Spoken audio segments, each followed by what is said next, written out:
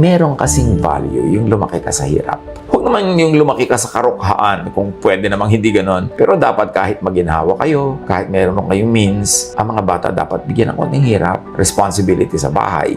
Mabuti yung may konting pinagdaranasan na hirap. Mas nagiging empathic sa iba. Mas marunong makiramdam, marunong makisama. Ang mga Gen Z ngayon, napakapalad.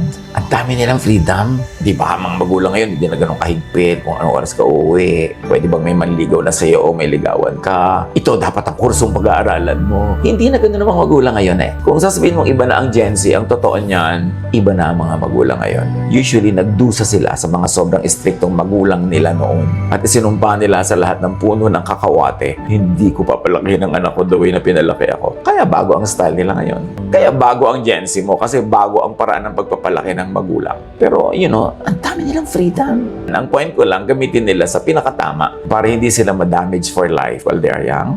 Youth is usually wasted on the young. Lalo pag pinilit mo sila na mag-fast forward ng maturity. Bata, at pinipilit mo maging mature ang behavior, mature lahat. They have all the time in the world to be old. At pag nag-old na sila, hindi mo na yung marireverse. Kaya dapat habang young, hayaan mo maging young. Basta hindi harmful ang ginagawa.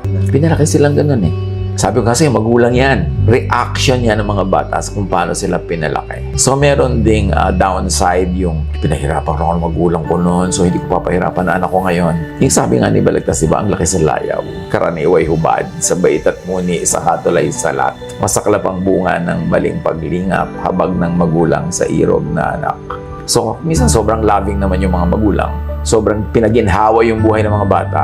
Alam mo, kailangan mo ng hirap eh. Kailangan mo ng pagtitiis para ma-develop ang karakter mo. Kita mo yung mga lumaki sa hirap, lumaki sa probinsya. Minsan 10, 12 years old pa lang, nandito na sa city, nagmamasukan. Pero walang palya yan, nakapapadala sa magulang every month. Kahit ang liit ng sweldo. Pero yung mga pinakalaki sa layaw, yan ang usually, yung mga magulang may mga tampong hindi masabi. Kasi parang insensitive.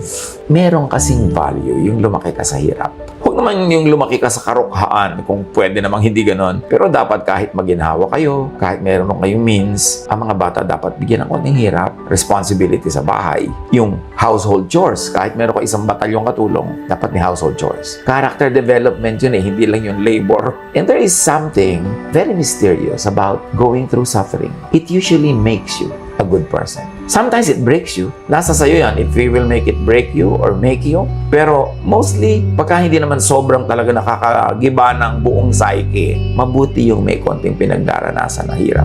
Mas nagiging empathic sa iba. Mas marunong makiramdam, marunong makisama.